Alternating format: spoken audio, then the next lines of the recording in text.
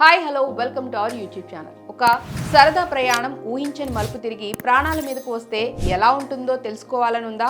సముద్రం మధ్యలో ఒంటరిగా చిక్కుకుపోయినప్పుడు మనల్ని కాపాడేవారు కాలయముడిగా మారితే పరిస్థితి ఏంటి? ఒక సామాన్యమైన అమ్మాయి తన ప్రాణాలను కాపాడుకోవటానికి సముద్రం సాక్షిగా చేసిన పోరాటమే ఈ సినిమా.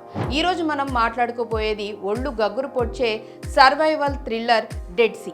కాయా అనే యువతి తన స్నేహితులతో కలిసి సముద్ర తీరానికి విహారయాత్రకు వెళ్తుంది. అక్కడ వారు నీటిపై వేగంగా ప్రయాణించే చిన్న పడవలను అద్దెకు తీసుకొని సరదాగా సముద్రం లోపలికి వెళ్తారు. అయితే తీరానికి చాలా దూరంలో ఉన్న సమయంలో వారు ఒకరినొకరు ఢీకొంటారు. ఈ ప్రమాదంలో కాయా స్నేహితులలో ఒకరు అక్కడికక్కడే మరణిస్తారు. కాయా మరియు ఆమె స్నేహితురాలు సముద్రం మధ్యలో పడవలు పాడైపోయి సాయం కోసం ఎదురు చూస్తూ చిక్కుకుపోతారు. చాలాసేపటి తర్వాత ఒక జాలరి తన పడవతో వారి వద్దకు వస్తాడు. వారిని కాపాడి తన పడవలోకి ఎక్కించుకుంటాడు.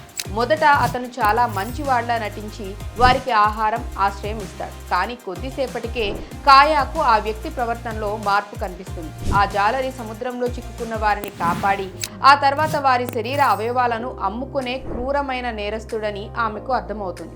అతను కాయా స్నేహితురాల్ని చంపి కాయాను కూడా బంధిస్తాడు. కాయా ఆ పడవ నుంచి తప్పించుకోవటానికి ప్రయత్నిస్తుంది. ఆ క్రూరమైన జాలరి ఆమెను వెంటాడుతూ హింసిస్తాడు. కానీ కాయా ఏమాత్రం ధైర్యం కోల్పోకుండా పడవలో ఉన్న వస్తువులనే ఆయుధాలుగా మలుచుకుంటుంది.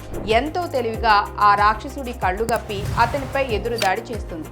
తీవ్రమైన పోరాటం తర్వాత కాయా ఆ జాలరిని సముద్రంలోకి నెట్టేసి లేదా అంతం చేసి పడవను తన ఆధీనంలోకి తీసుకుంటుంది. చివరకు ఆమె ఒంటరిగా సముద్ర అల్లను దాటుకుంటూ తీరానికి చేరుకోవటంతో ఈ కథ ఎండ్ అవుతుంది.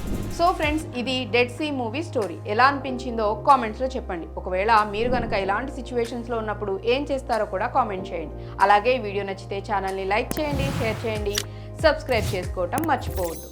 బాయ్.